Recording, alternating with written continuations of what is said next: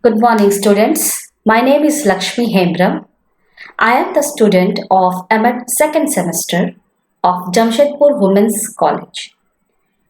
Today we will study the pedagogy subject Economics of B.Ed syllabus, Unit 1, Bullet 3, Meaning of Economics and Correlation of Teaching Economics at Element and Secondary Lesson. Meaning of Economics.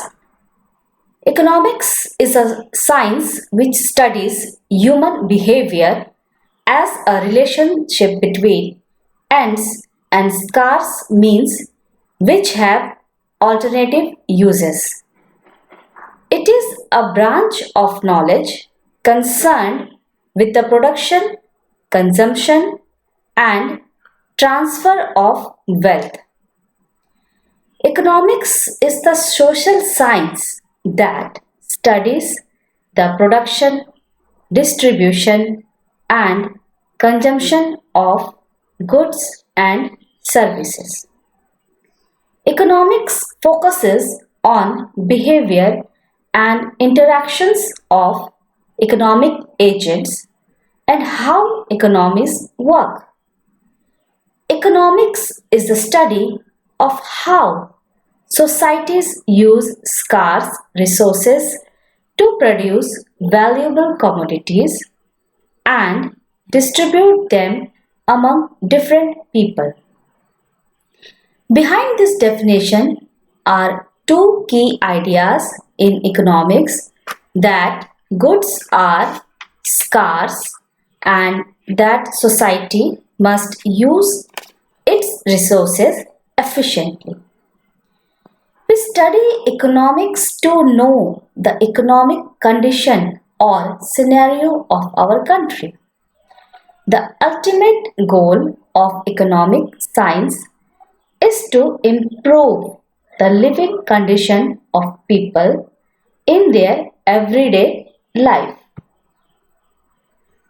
Why there is increase in population? What are the goods and products that we are exporting and importing? What is gross domestic product? Why our country India is still underdeveloped, though we have enough resources to exploit? Why there is income and class disparity? Why there is a huge gap between rich and poor? So these are some sample questions that arises in our day-to-day life. We try to find this solution through studying economics. So economics is very important in our day-to-day life. Its existence is the reason that we are living in. Now we will know about the correlation of economics with the other subjects. Meaning of correlation. Correlation is the interrelation of material. It is a technique of teaching learning which is used to establish a reciprocal relationship among the various subjects of the curriculum and between the school environment and the outside environment. Knowledge is one whole and every source of knowledge is related to other sources in some degree. It is observed in this regard by Guyan. Facts and ideas have a real and useful influence over the mind only when the mind systemizes and coordinates them with other facts and ideas as they are produced. This is the basis of correlation. Now we will see why there is need of correlation. The first is complex and interrelated problems of life. The aim of education is to prepare an individual for life that is full of complex problems. The solution to these complex problems requires the study of a large number of subjects. Take for instance unemployment. It must be studied not only in relation to economic activity and industry, but in relation to education, politics, and administration. A knowledge of these and other subject problem is needed to understand this problem. The best method of education would therefore be to study groups of subjects that are interrelated and help in the solution of various problems of life. Now, the next is crowded curricula. In the past, the child had to learn a few subjects, but now the number of subjects has become large. It is not possible to have a sound knowledge of a subject without correlating it with the other or other subjects. The next is artificiality of treatment. Education through unrelated different subjects is detrimental to effective teaching learning. It becomes verbal, formal, and artificial and isolates the individual from life. The work of different teachers remain isolated and no attention is paid to the pupil's need. The curriculum remains mere academic and its bearing on life is ignored. Thus, correlation is needed. The fourth one is association of ideas. The physiological principle of association of ideas give rise to correlation. Any piece of knowledge, activity, or experience is although an isolated fragment. It is based upon, related to, or is the product of information that we get from various activities we perform either at school or outside.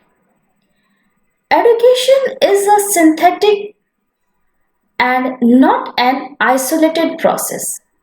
The task of teaching is an unifying and composite affair. Correlation is the technique which aims at imparting knowledge in an unified and integrated way. The next we are coming to Gestalt point of view. Person of this way of thinking maintain that the whole is greater than part and even different from the sum of its parts. Mind is not composed of different faculties. Cohesion is power of the mind that integrate influences and impressions. And informative related to one thing and again something related to the same thing should be put together. The last for need for correlation is new trends in curriculum. New trends in education do not regard subjects in an isolated way. For example, social science includes history, geography, civics, and economics, and as such, our method of teaching should also present these subjects in correlated way. Now we will look at classification of correlation.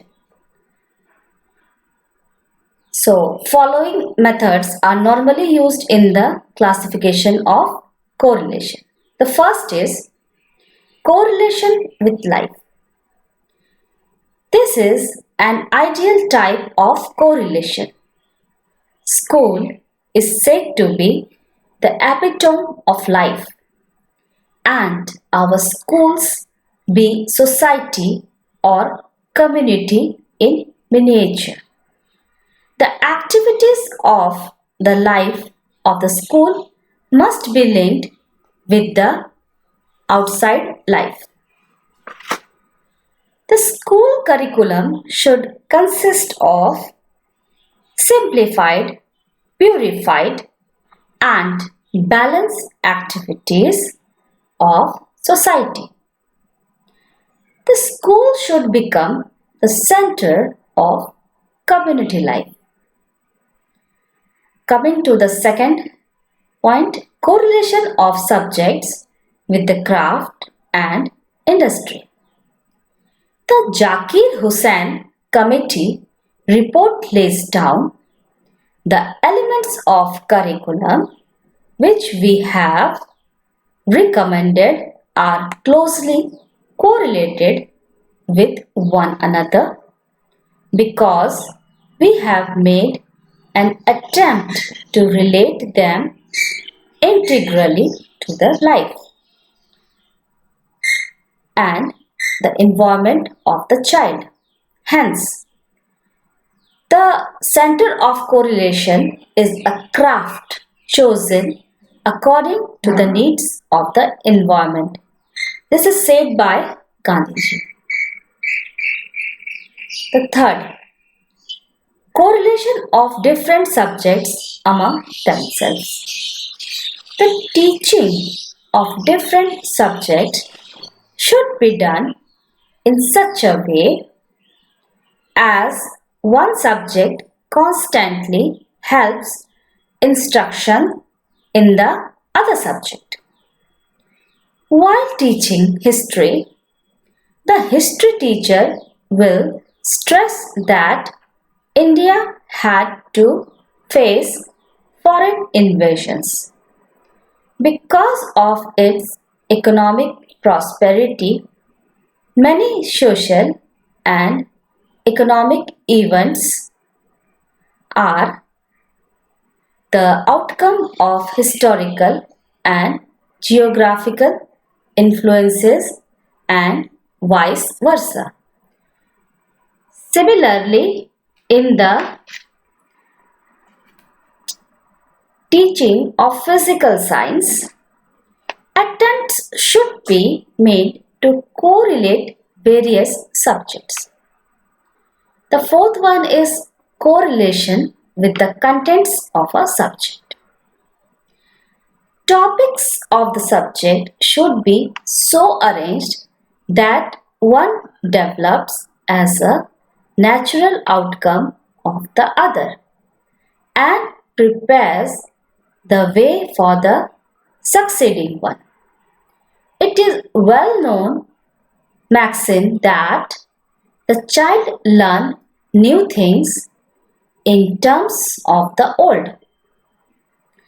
The famous Herbarian steps of preparation, presentation, comparison, generalization, and application are the outcome of such a way of thinking. The children should be led from the known to the unknown. Rainfall and climate become the starting point of vegetation in a geography lesson. The natural resources of country may lead to the industrial life of a country in an economics lesson. The downfall of one empire may lead to the study of the rise of another empire in lesson of history and so on. The fifth is correlation of subject round a project. Apart from the correlation of the various subjects like history, geography, economics, language, science, drawing, hygiene, civics, etc. With the project, there are many opportunities for the development of democratic and social outlook. The next, we are coming to the kinds of correlation. The first, focusing on multilateral correlation. In this type of correlation, a particular step, incident, or item is taken and other subject correlated. The incident of humidity may be taken for teaching subjects like general science, maths, and social studies. The next is unilateral correlation. Here we correlate one incident with another. The third kind of correlation is collateral correlation. Knowledge and action are simultaneous. It is learning by doing. The child is counting while winding yarn round the winder. Now, we will see the advantages or merit of correlation. First, correlation gives a sort of unity to the curriculum and makes it less cumbersome. Second, it encourages the all-round growth and development of the child. Third, it assists in bridging the gulf between school and society. Fourth one, it establishes a close relationship between experience and knowledge. Fifth point, it prevents narrow specialization. Sixth one, it makes education natural. Various subjects are closely related to each other and are put together. Seventh, it makes the lesson interesting by bringing various experience together. Eighth point, learning by doing takes the place of chalk and talk.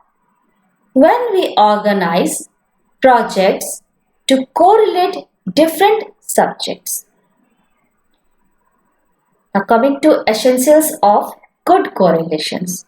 What are the essentials of a good correlation? The first is correlation should be spontaneous and natural. Artificial and forced correlation should be avoided. Second, it should be suited to the needs and interest of the students. Third, correlation should help in making learning easy, interesting, and intelligible. Fourth, the various subjects of study and the life of the community should be linked together. Knowledge is worth of it. Leads to appreciation and solution of human problems. The fifth point, correlation should be based on the nature of the subject and the stage of pupils' mental development. Full freedom of the time should be given in proper correlation. That's all for today. Thank you. Have a good day.